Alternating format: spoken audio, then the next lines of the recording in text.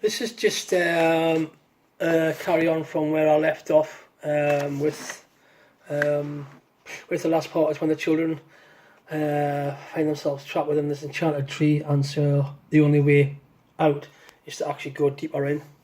And I drew some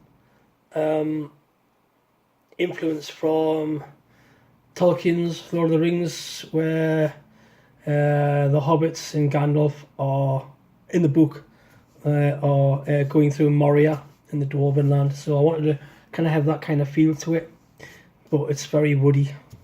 Anyway, as Golgrim continued his explanation on the holistic properties and benefits of mosses and fungi, Ellie and the redoubtable Claude found themselves staring curiously at the door.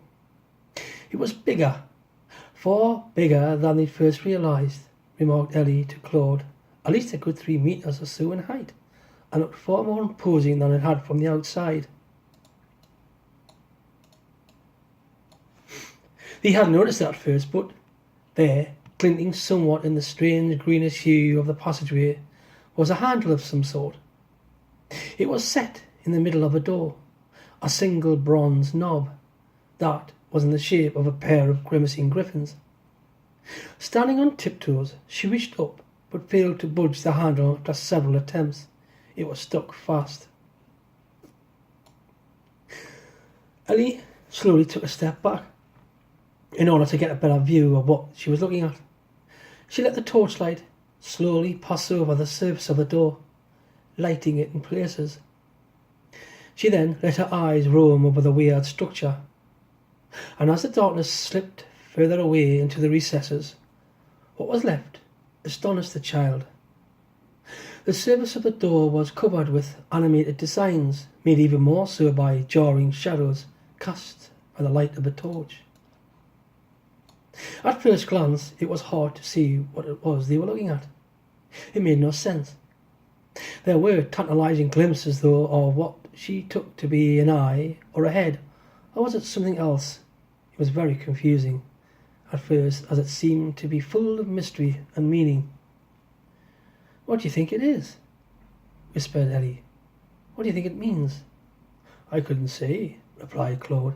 "It looks very old," he remarked.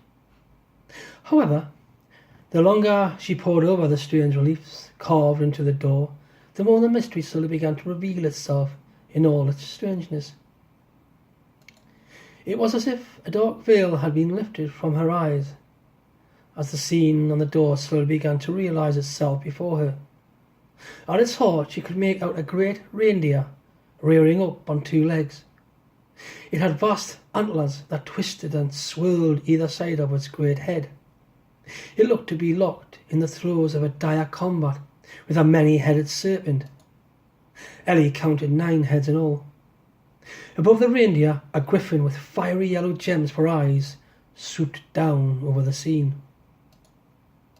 The shadows cast by the torch seemed to add movement, as if the whole picture might come alive before her eyes. It was very unsettling, as was the whole space they found themselves in.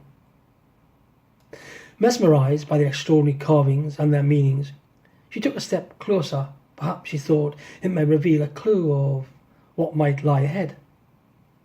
There was something about the serpent too that left her feeling a little unnerved. She shuddered for a moment as a cold chill crept through her. Before she knew it, Ellie found herself raising a hand hesitantly up to the door. Claude nudged Ellie's hand with his nose. "I have a bad feeling about this," he grumbled. There was something very tactile about the door as she let her fingers lightly run across the surface of the ancient timbers. She wondered what it all meant, if it had any meaning. Then, just as she was about to turn and call on the others, she felt herself being drawn through the ether. It was not her physical being, but some other part of her consciousness that was instantly transported to a dark place that immediately felt cold, wicked, and unforgiving. At first, her vision was blurry, obscured by a thick fog or mist that gathered unnaturally on all sides.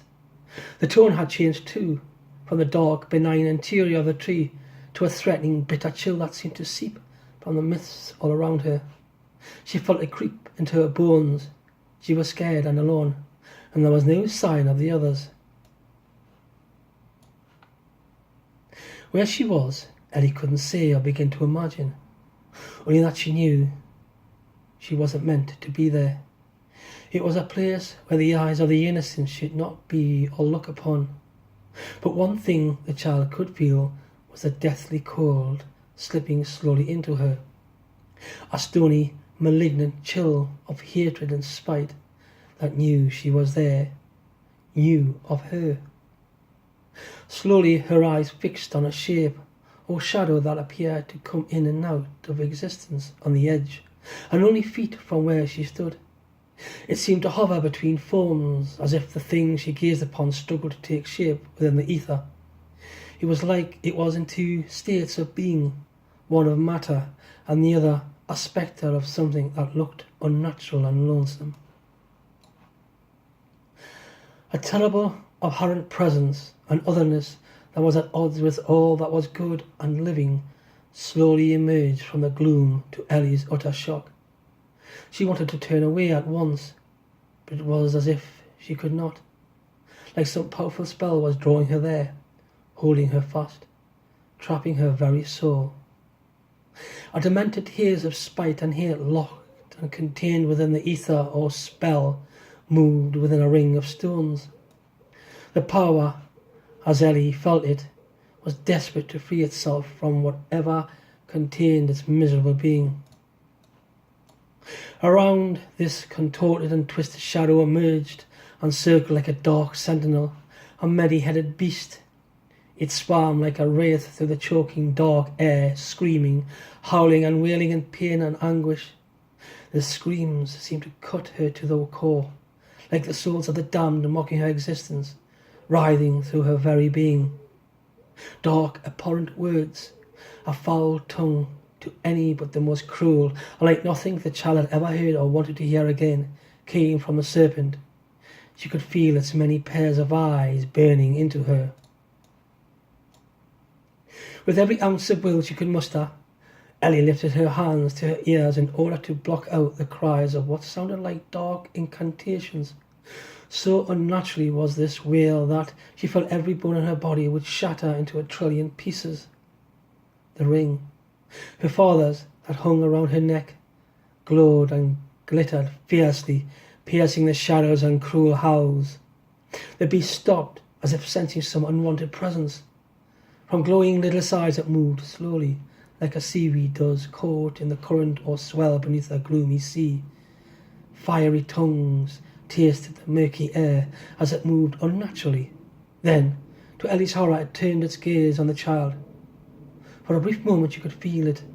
Her very being, her soul, turned to ice. She couldn't move, dare not move, but then the ring around her neck glowed like a star, burning ever brighter in this malevolent presence. It peered directly into her eyes, and it felt like her soul was being gradually torn from her. Cold, an absolute icy chill was what flooded every vessel and artery and capillaries in her body, replacing the warmth of the living blood. The many-headed beast with cruel curiosity slowly made its way to her, curious and guarded. Ever, Ellie closed her eyes and wished to be back with her friends, anywhere but here. Without realizing it, her hands were cupped round the gold ring, and she was repeating the words, "Take me back." Well, I'm sorry about that. I made a few little word errors there, but you get the gist of it anyway.